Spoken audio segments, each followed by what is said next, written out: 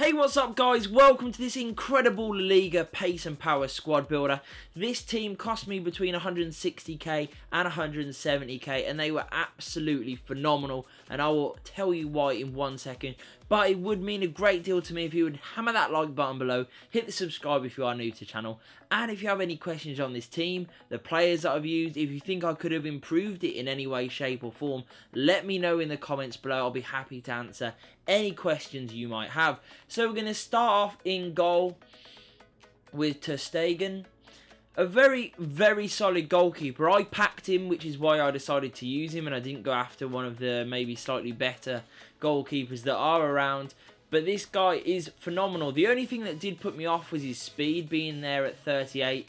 But everything else is really good. And to be honest, I think goalkeepers are so overpowered within FIFA 17 that as long as he's a decent goalkeeper, you're probably not going to have too much of an issue. And for me, as you'll see in some of these clips, he pulled off some miraculous saves, was very neat and tidy, didn't really cause me any issues at all. So exactly what you want from a goalkeeper. He's a good last line of defence, he didn't make any mistakes, decent distribution, couldn't really ask for much more in all honesty. We move on now to the right back position. Had a few options here. I went for DeMarcos just because I wanted someone who could do a little bit of everything. Obviously, we don't have proper wingers within this team, so I do like my fullbacks to support and get up and down the wing, which DeMarcos does really well. He's got incredible pace, really good passing and dribbling, so when he's in forward areas, he can actually use the ball really well. And he's also got decent physicality in defending for a very attacking fullback. Where this team really excels, I must admit, is in defence with the two centre-backs, and that is a pairing of Varane and Ramos. These guys are absolutely incredible. I'll start off with Varane. He is very good for the value that he's costing, currently around sort of 4 to 5k, and what a player you're getting. Phenomenal pace, 77 pace on any defender is very good at centre-back. Then when you add in the 85 defence, I mean, wow, he's also very tall, so he wins a lot in the air. He's got decent physicality there at 78. I mean, obviously we have seen better, and maybe you would like a little bit more, but the incredible defending and the pace means that he's always in good positions. He makes phenomenal tackles, and when he is on the rare occasion out of position, he can find himself and get back into position with the good pace. And he's always got this guy there to cover for him, who doesn't beat him by much in the pace department, but 78 on a centre-back is incredible, especially when you throw in all of his other stats, which are incredible. 63 shooting, not too shabby on a centre-back. 70 passing, 70 dribbling, really good. When you get the ball with this guy, you can play out from the back, no problem at all, because he can find any one of his teammates, and he can even, you know, free up a little bit of space before he does with his very decent dribbling. But it is his defending and his physicality where he really does stand out. He is a fox in the box at corners, very good, always gets on the end of it. He's good at defending them too, and in general his defence is so good. He nicks the ball, he's always tight to his man, and it's very easy to play quite high up the pitch with this sort of defence because you've got the amazing defending ability to win the ball back very quickly, very high up. And if they do beat you for whatever reason, you've got the pace with these two centre-backs to get back, and the full-backs as well, who are quite pacey also. But Sergio Ramos, obviously the most expensive player within this team, but he is absolutely worth going out and buying. Normally I'm not too bothered about centre-backs, but this partnership is formidable to say the least. At left-back, a slightly cheaper option, I should definitely say, we have Gameiro. This guy, very similar to DeMarcos in terms of pace and really good attacking attributes. You know, 77 passing, very nice, very tidy, very nice dribbling there at 77. And there you go, decent defending. Not so great on the physical side of things, which is a bit of a shame, but a very good attacking fullback nonetheless. At CDM, we have a very solid partnership of Ndai and Nzonzi. So I just put both of those in. We'll start with Nzonzi. Obviously, he's got the height advantage. He's a bit slow, in all honesty, but to be honest, you don't notice it in that sort of position. I always set him to stay back while attacking. I think that works really, really well. And he does that sort of sweeper role in front of the defence very nicely indeed. He's not too shabby going forward. You'll probably pick up a goal or two with him along the way. He does tend to get into some nice positions now and then. And then Dai, very similar. You know, he's a little bit quicker there at 69. Feels much quicker than 69 in all honesty. Feels more like a sort of early 70s sort of pace player. And he's got great physicality. He moves across the pitch well. Decent passing, dribbling and defending skills as well. So he can do a bit of everything. But these two are definitely the enforcers for the team. And allow the front four players to play with a lot of freedom.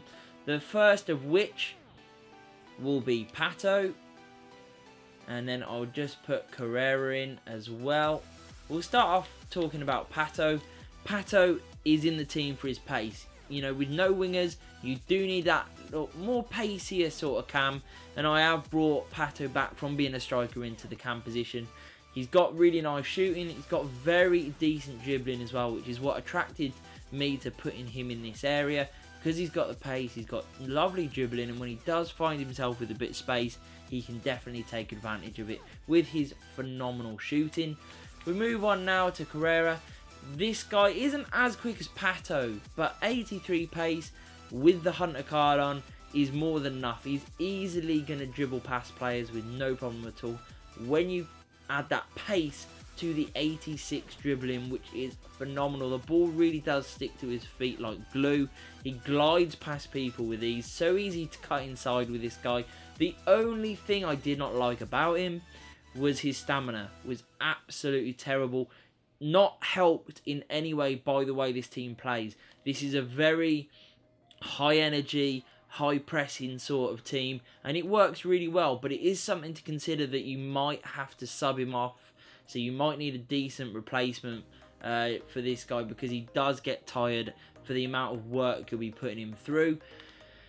We move on now to the strikers, and these guys are where the goals really are, I must admit. We've got Gameiro and we have Bakambu, both of which I absolutely love. We'll start with Bakambu.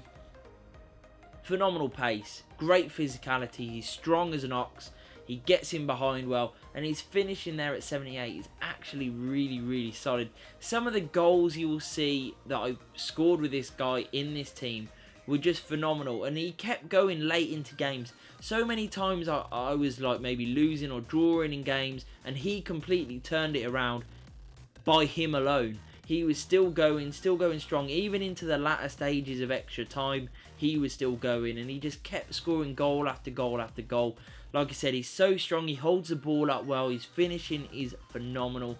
And what is a cheap goal card, I've not really seen too many more effective than this guy. So definitely well worth going out and buying. He's also got really nice dribbling as well, which is a nice addition to any quick and strong striker. Now we move on to the real talisman of this team, which is in-form Gameiro. While he's not as quick as some of the other players, that isn't too noticeable, if I'm being honest. He still moves well, and I think what really helps him is his incredible attack positioning.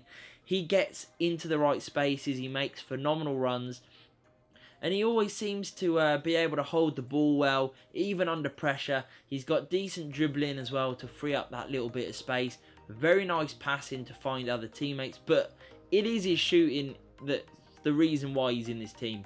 He's so clinical, it is unreal. All types of goals this guy can score, and he will rack up goal after goal after goal, I absolutely assure you.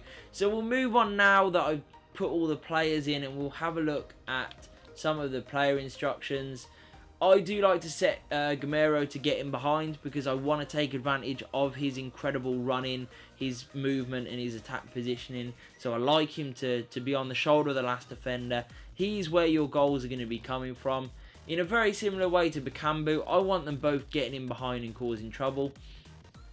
To be honest, other than that, the only real sort of thing that I've set up is to the cams to get into the box for crosses, because I want them in, you know, if one of them's got the ball, I want the other one there helping, making a few more numbers when we are attacking. And I've also set Nzonzi to stay back while attacking. Haven't really done that on Ndoye because sometimes I do want a few more players pushing forward and I want the numbers in those attacking areas, but it's always nice to have that one sort of sweeping CDM that's a little bit more deeper, and that's why I set Nzonzi, just because he hasn't got the pace to really get up and down as much as maybe Ndoye has. So other than that, that is pretty much all the player instructions that I have. We'll move on to the custom tactics, which is where this really needed to mould the team.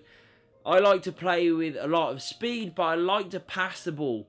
Now, that may sound like it contradicts itself, but I like to move the ball quickly. You can still keep the ball for a long time, you just move it very fast. People sit so deep, they always have their defence set to cover, so it's hard to really play with just a pure speed counter-attacking team. So if you have both going on and you play with a high tempo passing game, that works really well with this, and there's always good numbers of people in good areas with space to pass, lots of triangles, which always works really well. So again, passing is high there, not so much on the crossing. Shooting, obviously we want a lot of shots, and the defence is where this team really gets going. You play very high up the pitch, like I said earlier, and you've got the pace to get back if needed to, which keeps the ball in the opposition's half, keeps you really penning them in with that high pressure, high aggression, and the cover defensive line, which just means they do sit a little bit deeper than they would if you had offside trap on, to give you a little bit more safety. So I hope you enjoyed this squad builder, guys. If you did, please make sure you hit that like button, hit the subscribe button, and peace.